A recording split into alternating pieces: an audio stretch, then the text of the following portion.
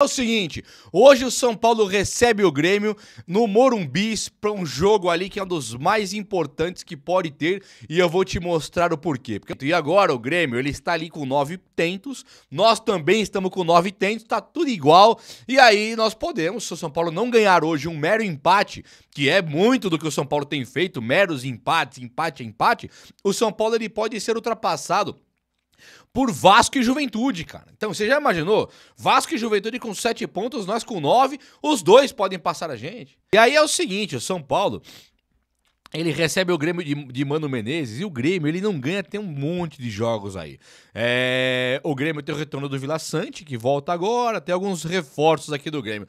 E o Grêmio, ele deve vir a campo com, olha só, se liga nessa pegada aqui, ó, Thiago Volpe. Pênalti ele pega ali a rodo. Mas ele é um goleiro que parece um colosso, né? Faz inúmeras defesas maravilhosas e toma um frango. Parece o Zete, defendeu uma, duas, é o Zete, toma um frango. Então é um goleiro muito inconstante e ele pega um Grêmio e ele participa. Tirando quando o Grêmio foi rebaixado, ele participa aqui de um dos piores Grêmios que eu me lembro, não vou falar todos os tempos, porque eu não sou assim também o conhecedor máximo do Grêmio também, né? Mas o Grêmio do que eu conheço, desde 1990 pra cá, tirando o Grêmio que foi rebaixado, esse Grêmio aqui é um dos piores de 90 pra cá. Exato, 1990 pra cá é o pior Grêmio. Thiago Volpe no gol. Wagner Leonardo e Gemerson. Esse Wagner Leonardo aqui é aquele barbudinho que era do Vitória da Bahia. Até o São Paulo sondou esse cara pra trazer, lembra? E o Gemerson, um zagueiro bem conhecido também, até também já esteve sondado pelo São Paulo. É curioso, né? Você vê assim, um dos piores times do Grêmio de todos os tempos. Isso me pega muito. Volpe no gol, foi nosso goleiro. Wagner Leonardo, São Paulo sondou. Gemerson, quase que o São Paulo trouxe. Isso aqui me pega muito. Isso aqui podia ser o time de São Paulo. Volpe, Wagner Leonardo e Gemerson. E tá lá, com 9 pontos, brigando pra não cair, não ganha faz 500 anos. É lamentável. O lateral esquerdo é o Marlon, ex-Cruzeiro. Meu pai do céu. Lembra do Marlon? Fiz aqui vários vídeos no canal. São Paulo chegou a fazer uma proposta ali, se eu não me engano, pelo Marlon. Então toda a linha de zaga, tirando o João Pedro, lateral direito, que eu não sei. O João Pedro eu não sei. De resto, o Gemerson foi especulado no São Paulo. Volpe jogou. Wagner Leonardo e também o menino aqui, o Marlon, também foi especulado no São Paulo. É impressionante. O time do Grêmio aqui era o time que o São Paulo queria ter montado. Não conseguiu, por incompetência da diretoria, e acabou dando sorte, porque é um time aqui bastante esquisito. O meio-campo deles, eles têm o Dodge, volante, que jogou no Fluminense, né? Eles têm o Vila Sante, que já estava no Grêmio no passado, e tem também o Monsalve, que é um meia que eu acho que é interessante esse meia aqui, o Monsalve. Não vive boa fase, mas ele tem algo ali interessante, esse Monsalve, que eu acho que não é um jogador dos piores, não. Amuzu, ou Amuso, esse eu nunca ouvi falar, confesso, que é o ponto esquerda, o Bright White e o Arezzo no ataque. O Bright White eu acho um ótimo jogador, viu? Também não vive a melhor fase dele, da vida dele no Grêmio, mas eu acho um ótimo jogador esse Bright White. E tem o Arezzo que é só se ligar ali que também de Alan Franco não passa. Arboleda e Alan Franco disso aqui ele não passa. E o técnico é o Mano Menezes, né, cara? Que tem a ver com o Grêmio, muito mais a ver do que com... Por exemplo, o Grêmio é um time de característica defensiva muito presente. Característica de time de pegada, time duro, de jogar contra, time que bate, marca, para na falta. O Fluminense não é esse time. Então o Mano Menezes estar no Cruzeiro, vá lá, parece, não tanto. Estar no Corinthians, ele é a cara do Corinthians. Eu não gosto da cara do Mano Menezes e não gosto do Corinthians, então parece muito. Quando você coloca ele no Fluminense, não tem nada a ver. No Grêmio, já me parece um cara mais corretinho de estar ali. Parece que era pra estar ali mesmo.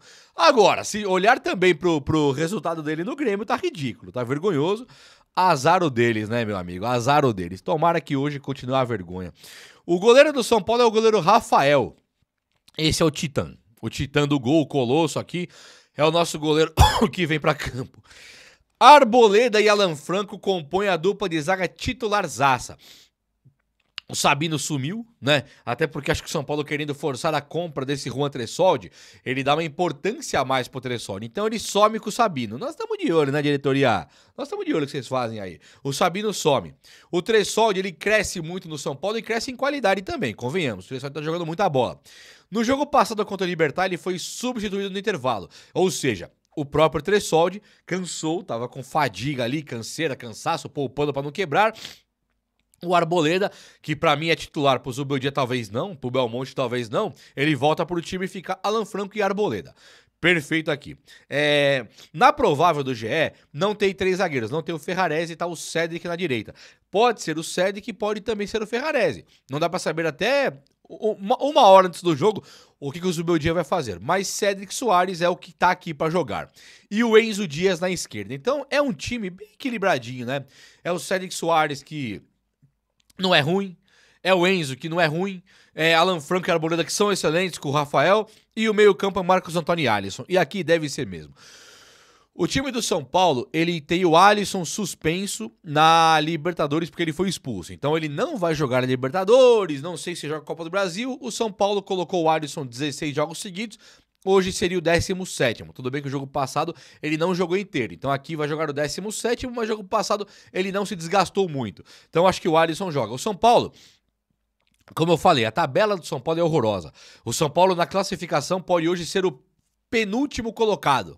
Entendeu? Então o São Paulo ele tem que se ligar muito aqui e ele precisa ganhar o jogo. Então colocar Alisson e o Marcos Antônio, que é o que tem de melhor hoje, é muito fundamental. Claro que o Pablo Maia já voltou, já está jogando. Então, eu não sei o que o Zubeldia pensa de Juan Tressoldi de Arboleda, por que o Juan Tressoldi segue jogando. Não sei o que ele pensa sobre o Marcos Antônio e o Pablo Maia, por que o Marcos Antônio e o Alisson seguem jogando e o Pablo Maia meio de canto, né? Então, essas coisas me geram dúvidas.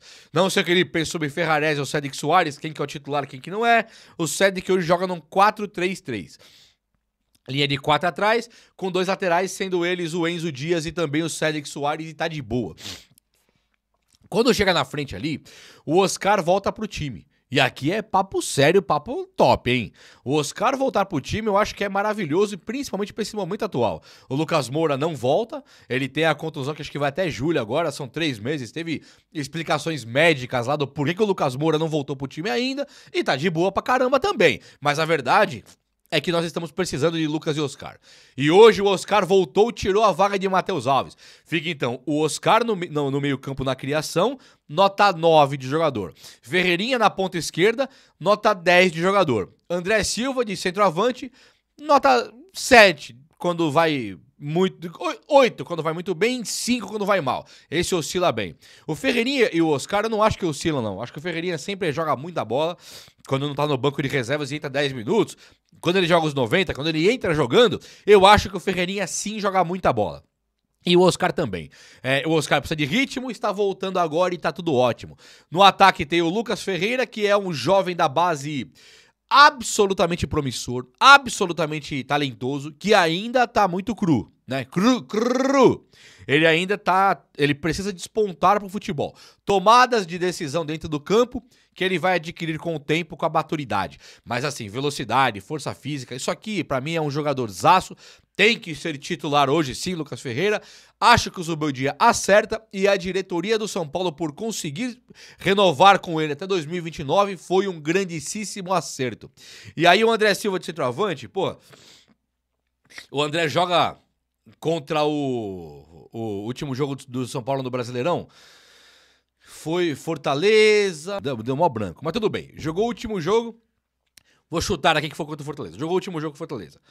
Não foi o Fortaleza, né? Não lembro quem foi. Jogou o último jogo, nós empatamos. Não, perdemos Palmeiras. Jogou o André Silva. Pega Libertad. Não, perdão, jogou antes que o Fortaleza, André Silva. Pega o Náutico, André Silva. Pega depois o Luciano, não lembro agora. Aí pega depois aí o jogo do Palmeiras, André Silva. Pega o Libertad, André Silva. Vai jogar agora contra o Grêmio, André Silva. É só fazer a conta aí, né? O Alisson e o André Silva não são eternos. Se o Juan Tressoldi está desgastado, todos os jogadores estão desgastados, por que o André Silva tá jogando tantos jogos seguidos também? E aí eu olho pra cara daquele Zubeldia, o que pula no Ferrarese, dá um beijinho no ombro, e o beijinho no ombro aquele dele jogando no quarto árbitro, cara, aquilo foi muito engraçado. Eu não fiquei com raiva daquilo, achei aquilo muito engraçado. Ele chega no quarto árbitro e vai falar um negócio triste, ali ele chega, Meu, pelo amor de Deus, foi falta. Ele abraça, ele encaixa o queixo no ombro do cara e fica assim, foi falta, pelo amor de Deus, marca assim, aquilo foi aquela... Ai, caramba, se eu tenho o pé atrás com o Zubeldia, nesse lance eu gostei mais dele. Ele tava realmente indignado ali, inconformado, ele parece meu filho me pedindo pra comer um chiclete 9 da manhã. Ele chega, pá, dá um chiclete, encosta assim, viva. Moleque, pelo amor de Deus, não pode comer chiclete 9 da manhã, ele fica encostado ali fazendo manha. Era o Zubeldia no ombro do quarto árbitro ali, mas eu achei a cena carinhosa, eu achei a cena engraçada. E aí, o Zubeldia, fica ligeiro, velho, porque o Alisson e o André Silva nós não podemos perder, e pode colocar o Rian Francisco. Eu entendo que agora, com a tabela do Brasileirão, eu vou ler a tabela aqui. Eu entendo que a tabela do Brasileirão, o São Paulo se ferrou, né? Então agora pra colocar o Rian Francisco, pra pegar o Grêmio, se não ganha agora, e aí? Foi o Rian Francisco? A culpa é dele? Ferrou tudo. Era pra ter colocado antes, né? Contra o Sport Recife, contra o Ceará em casa, essas coisas. Mas não coloca, fica teimando. E agora vai ter que pôr o André Silva mesmo. Então tudo bem, a escalação tá boa, tá? A escalação aqui pra mim, ela tá perfeita, inclusive. Vou falar assim. Não sei o que aconteceu com o Alisson, não sei se eu prefiro com o Pablo Maia, não sei se eu prefiro o Ferrarese do que o Cédric Soares, mas não tá errado não. Zubeldia, se essa aqui for aprovável, estiver certo, ele encaixa. O São Paulo, ele não pode ser penúltimo, eu cometi um erro aqui. O Sport Recife rebaixado matematicamente, daqui a alguns jogos, né? Ele vai ser rebaixado matematicamente. Ele tem 2 pontos na tabela aqui, no ano, no Brasileirão. Esses 2 pontos, em 8 jogos, nós estamos indo pra rodada 9 agora. Em 8 jogos, eles empataram 2, e uma foi com a gente aqui no Morumbi. Então é vergonhoso, né? O Sport vai cair, tá em 2 pontos ali, em último. O Santos, ele tem 5 pontos em penúltimo. Esses dois não têm a menor chance de passar o São Paulo, mesmo que o São Paulo perca. O Santos se ganha, vai pra 8, nós temos 9. Já era. Tchau e benção. Já o Juventude e o Vasco, que são logo os times atrás da gente, o São Paulo, Vasco, Juventude, tá? São Paulo é 16º colocado, uma fora do rebaixamento, fora do Z4 ao Z5. Vasco com 7 e Juventude com 7. Esses dois times podem passar o São Paulo se o São Paulo empatar. Se o São Paulo empata, ele vai pra 10. Não, eu não sei se empatar o São Paulo pode, mas se perder o São Paulo pode ser ultrapassado. E o São Paulo ele pode cair pra 18ª posição se esse tipo de coisa, se esse pesadelo acontecer. Então 18º na 9ª rodada é palhaçada de pensar. Portanto, o São Paulo ele tem muita obrigação de ganhar hoje. E é uma obrigação muito séria, porque se ele perde pro Grêmio aqui, ele não só fica com 9, como o Grêmio pula pra 12. E agora? Se o Grêmio vai pra 12 e nós estamos com 9, podendo ser passados por Vasco e Juventude, o São Paulo ele fica no mato sem cachorro. Aí complica tudo. Vai, eu falei que eu não ia pesquisar, mas eu vou, vai. Deixa eu ver aqui os jogos da rodada, porque eu quero ver se o Vasco pega o Juventude, que seria uma boa notícia pra gente, né? Jogos da rodada. O Juventude, Vasco é amanhã, domingão. Bahia, Vitória, Corinthians, Santos, Juventude e Fluminense. Então aqui, o Fluminense também... Não, o Fluminense tá bem. O Fluminense tá lá pra cima, né? O Fluminense tá em 5º colocado. Então o Fluminense, ele é favorito contra o Juventude, mas o jogo é na casa do Juventude. Então o Juventude joga em casa, pode ganhar do Fluminense, mas o Fluminense melhorou demais com o Renato Gaúcho, né? E aí na segunda-feira aqui vai ser o Vasco, é isso? Não, acho que não. É hoje o Vasco mesmo. Vamos ver o Vasco, quem que ele pega aqui, vai... amanhã, hoje, cadê o Vasco? Perdi já o jogo do... Aqui, ó, Vasco e Fortaleza. Hoje, às 6h30, tem o Vasco e Fortaleza na casa do Vasco. Ou seja, os caras que estão abaixo da gente ali, que é Vasco e Juventude, eles jogam em casa, Vasco com Fortaleza, o Juventude recebe o Fluminense e nós recebemos o Grêmio. Percebe que cada um que fizer o seu dever de casa tem a obrigação de fazer hoje.